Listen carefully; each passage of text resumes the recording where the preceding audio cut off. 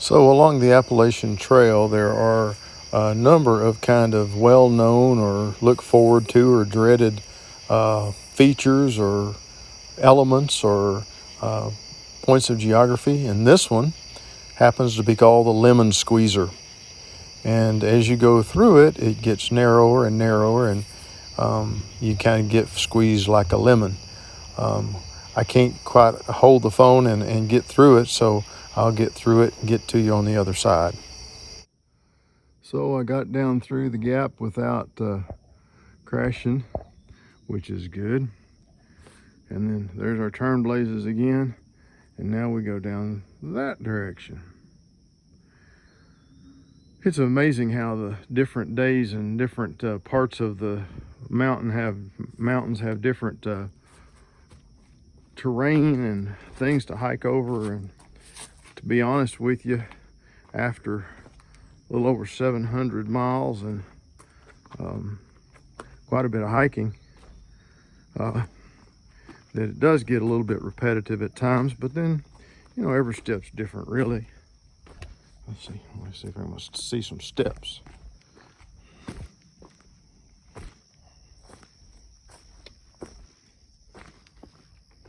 Probably make you a little bit seasick, sorry about that. Here are the kind of climbing over and big rocks and little rocks and roots and real big rocks. It is a beautiful day, but I'm feeling kind of woolly. And I actually feel really good. I just kind of noticing the beard's getting more and more, and the hair. I hadn't had this much hair in a long time. Still none on top though. Well, you know, I don't think that's going to change. But I just wanted to say hi real quick, and about 2/3 of the way through this beautiful day, finally the wind came up and it's taken a little bit of the hurt of the heat away, and so it's feeling a little better and looking forward to a good night tonight. Okay, so after 4 miles of really nice road walk along a level path next to a river, all of a sudden the trail turns and goes up and up and up the side of a mountain. I don't even know where it ends. But then as you struggle to the top of the mountain, you get the beautiful views off of St. John's Cliff. Okay, to the more delicate sides of life, this is a privy, and there are quite a few privies usually associated with a shelter. And show you a quick inside. No one's in here. There's the important part, and the way this particular privy works is that it's got a box under it that composts the stuff, and there's a bucket beside it. Don't worry, that's just leaf and forest floor debris, and when it mixes with the other stuff that goes in there, in other words, you do your business in there, then you take a handful of that and put it in there. I'm not going to open that for you. You don't want to see that. Then it kind of decomposes in a natural sort of way and can be spread in the forest as a kind of fertilizer. And of course, there's always the obligatory crescent moon that indicates a privy. This one's kind of nice because it's open air and gets a little bit of more breathing room. There are many different kinds and styles and designs of privies. You can see down there is the shelter that kind of goes along with this privy. Zoom in. Yeah, there we go. That's the back of it, of course. Another aspect of camp life that is helpful is the bear box. And this is nothing more than a very good sized solid metal box that you put your food in at night to keep the bears from getting into it. Unfortunately, the bears will come after the easiest source of food, and if you don't secure your food and they get used to coming and getting food from hikers, they become dangerous and they have to do something unfortunate with the bears.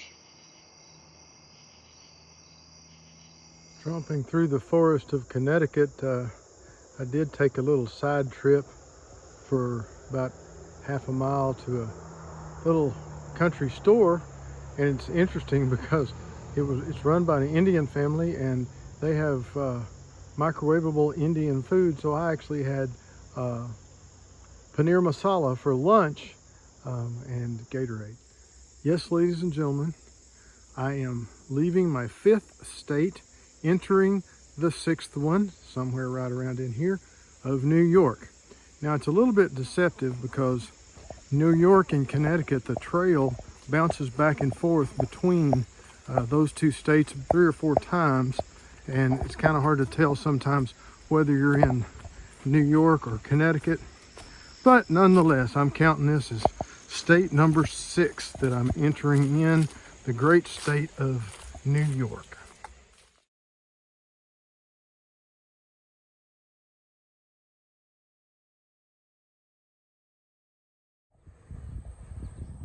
And today the Appalachian Trail has devolved into a cow pasture for those back home, so you feel comfortable and at home in this video. Yeah, I'm in the same field. I'm not sure what that silo building is up there. Kind of interesting looking.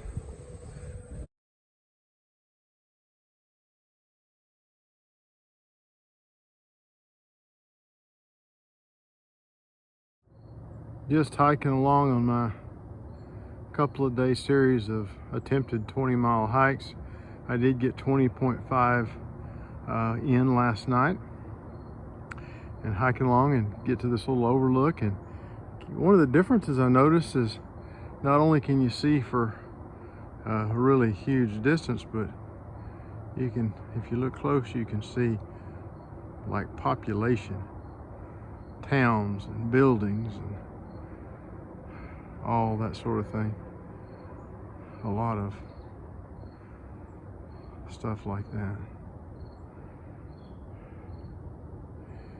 Sometimes when you're on trail, it's easy to think about how, just to get the idea that you're just in the woods by yourself, or in the woods with just a few other people, and you have to kind of get reminded every once in a while by the odd road crossing or view where you see towns and things that really we're never more than just a few miles, if that far, from regular civilization. See, I'm kind of going down a rocky spot here.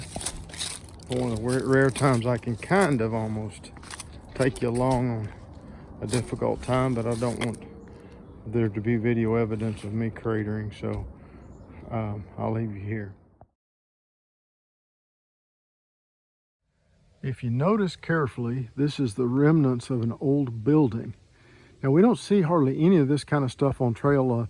Most of the stuff has been removed to take it back to nature, but this one kind of has a special reason for being, because it was an inoculation station when a smallpox epidemic threatened his army in the winter of 1776. General Washington ordered that all troops be inoculated. This foundation is the part of a colonial barn that served as an inoculation station for the Continental Army. Across the trail sits the remnants of the farmhouse built at that same time. That's pretty cool.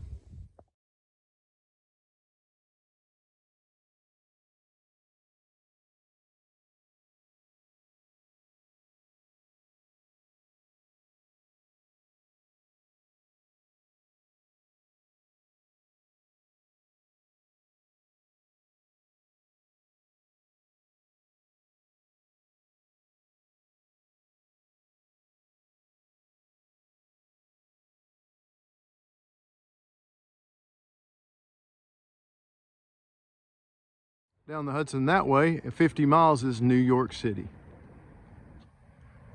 A good Sunday morning here on the trail. Yes, this is actually the Appalachian Trail.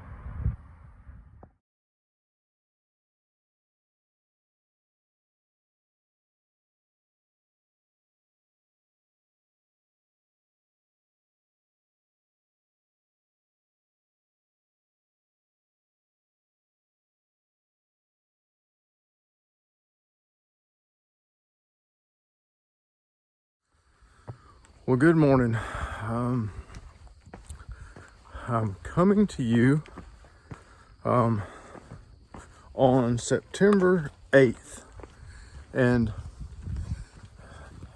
coming off of a kind of a little bit of a rough day. I really shouldn't complain in the grand scheme. I'm completely healthy, completely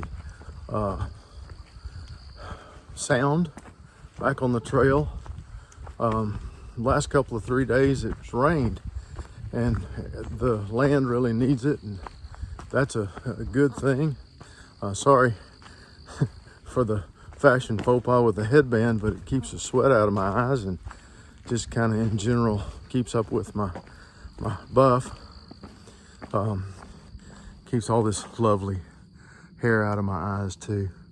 I'm getting full on scruff, I think. Coming down off a pretty good rock formation this morning, you get to a really tough place, and then all of a sudden you're on a rebar ladder. Let's hope this rock formation's over soon. I'm real tired of it. Overlooking Greenwood Lake, New York. Kind of a pretty sunny day finally after 3 days of rain. Yep, you're seeing it right. This is the New York, New Jersey state line. If you look real close right there, you can see the AT trail marker. And then New York, New Jersey. Let's get my foot going across it so we can be official. Woo-hoo-hoo. I think that's state number 6. You know, it kind of looks the same, but that's okay. Yeehaw. 824 miles of the trail completed, and only about 1,400 left.